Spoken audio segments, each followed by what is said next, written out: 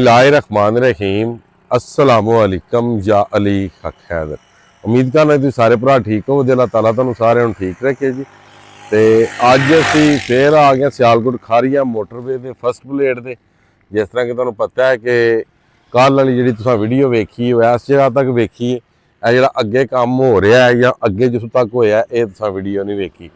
मीओवाल कंग मैं तक तुसा वेखी सी इस रोड तक। बाकी कुछ भरा जिहड़े ने वो कंप्लेन करते हैं कि तुम डेट नहीं दसते वीडियो के। हर वीडियो के डेट दसी जाती है, मगर गल ये कि तुम मुकम्मल वीडियो वेखो तो तुहानू पता लगे ना कि डेट किस टाइम दसी गई है। ठीक है जी। तो बाकी जिन्होंने भरावां ने चैनल को सबसक्राइब नहीं किया वो चैनल को सबसक्राइब कर लो। जिन्हें फेसबुक पेज में लाइक फॉलो नहीं किया उन्होंने लाइक फॉलो कर लो। तो जिन्हें टिकटॉक से जो भरा वीडियोज़ वेख रहे हो तुम टिकटॉक को फॉलो कर लो। ठीक है। तो लो अगे चलने। इस टाइम असी जिस लोकेशन पर खलोते हैं ये लोकेशन जलालपुर जट्टां तो रोड आ रहा है, छपाड़ा हैडमराला तो यह रोड जा रहा है। बाईपास भी आख्या जाता है, जलालपुर जट्टां हैडमराला बाईपास। ठीक है। इस साइड से जो पिंड है इस पिंड का नाम जनाब लाला चक है।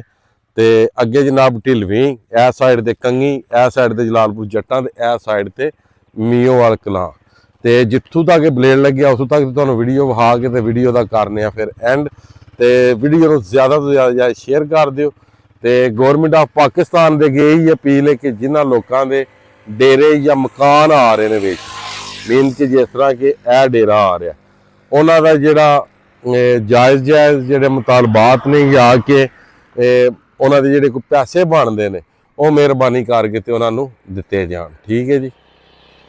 अल्लाह अल्लाह करके तो पै गए जे ऐसी रोड से जनाब। हम वेखो कितों तक ब्लेड लगे आ फस्ट ब्लेड जी। भरा आ रहे सन कि लाले चक कोल कित्थे लंघ रही है जी। यह सामना जनाब पुल है कंगा वाला। तो यह साइड से जनाब है लाला चक है, सारा मेन लाले चक दे आ गए असी। यह सामने वेख सकते। ठीक है जी। यह सारे मुकम्मल तौर पर डेरे विच ने। यह साइड तो मस्जिद वो बाई दी, उधरों सिंबल का बूटा है वड्डा, उधर इस डेरे ते परियों दी लंघदी। ठीक है। अगे भी जेडे जेडे घर जेडे डेरे आउंदे ने वो तुहानूं ऐसे वीडियो दे विच जिहड़ा ना असीं विखावांगे कि मोटरवे जित्थों दी लंघ रही है उत्थे किंज लंघ रही है तो की ढाह के लंघना। ठीक है जी। तो बाद यह वेख लो जी, यह भी इन्हां डेरियां दी हिस्सा जी। अगे वो डेरा पिया आउंदा वो भी विच है। यह सारे डेरे विच ने मुकम्मल तौर पर। वो अगा मेन लाले चक पहुंचे हैं। इस घर की गोठा आ रही, ए डेरे आ रहे जी, नवे ए आ रहे जी। ठीक है। अगू ए सारे मकान आ रहे हैं इंज ही है जी। ए सारे मकान मुकम्मल तौर पर जनाब जेडे घर ने ना ए सारे ए विच आ रहे हैं मोटरवे की जद दे विच। ठीक है जी। ये लाले चक दे ने जी। ए नाल स्कूल है लाले चक वाला ते ए आ रहे हैं जी। इधरों लाले चक दे बार बार निकली तो क्या निशानी लगी जी। ठीक है जी। उस तो बाद ए सारे डेरे ए डेरा ए मुकम्मल तौर पर मोटरवे की जद दे विच है जी। बाकी अगे हुण असीं जा रहे हैं, अगे वेखने कि शबाजपुर तक कितों तक इन्हां फस्ट ब्लेड ला के तो रोड क्लीयर कर दिता, निशानियां ला के। ये समझ लो मोटरवे का जिहड़ा कि वो कब्जा जिहड़ा हो चुकिया हुण। ठीक है जी।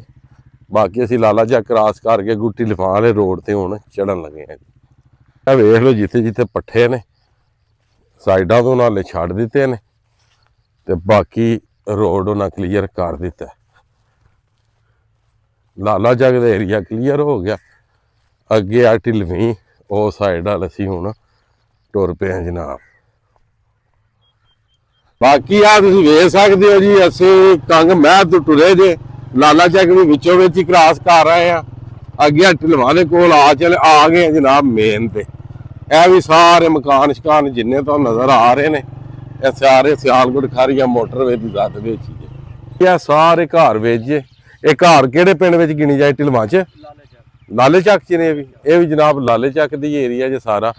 वो कित्थों असीं टुरे आ लाला चक ते यह भी लाला चक ते अगला पिंड किहड़ा फिर आवे अगे ढिल्लू ढिल्लू ढिल्लू शरकी जिन्हों आंदे ने। ते उस तो बाद जिधरों भाई जी मोटरसाइकिल ते आ रहे ने यह भी डेरा विच जे।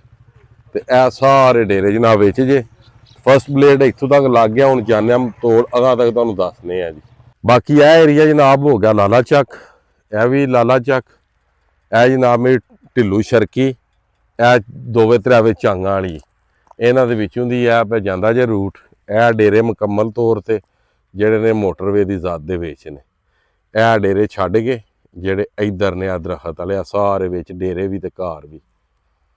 ਹੁਣ ਅੱਗੇ ਚੱਲਨੇ, ਅੱਗੇ ਦਾ ਜਿਹੜੇ ਵਿਊਜ਼ ਨੇ ਉਹ ਤੁਹਾਡੇ ਨਾਲ ਸ਼ੇਅਰ ਕਰਨੇ ਆ ਜੀ।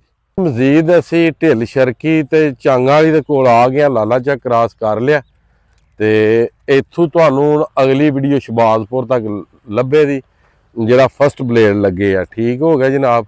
ਤੇ ਬਾਕੀ ਅੱਜ ਦੀ ਵੀਡੀਓ ਤੇ ਅੱਜ ਦਾ ਵਲੌਗ ਕਰ ਰਿਹਾ ਖਤਮ। ਮੈਨੂੰ ਦਿਓ ਇਜਾਜ਼ਤ। ਨੈਕਸਟ ਵੀਡੀਓ ਹੋਣੇ ਤੱਕ ਜ਼ਿਆਦਾ ਆਪਣਾ ਖਿਆਲ ਰੱਖਿਓ, ਆਪਣੀ ਖਾਸ ਦੁਆਵਾਂ ਵਿੱਚ ਮੈਨੂੰ ਯਾਦ ਰੱਖਿਓ। ਇਨਸ਼ਾਅੱਲਾ ਮਿਲਨੇ ਆ ਅਗਲੀ ਨੈਕਸਟ ਵੀਡੀਓ ਦੇ ਨਾਲ ਜੀ।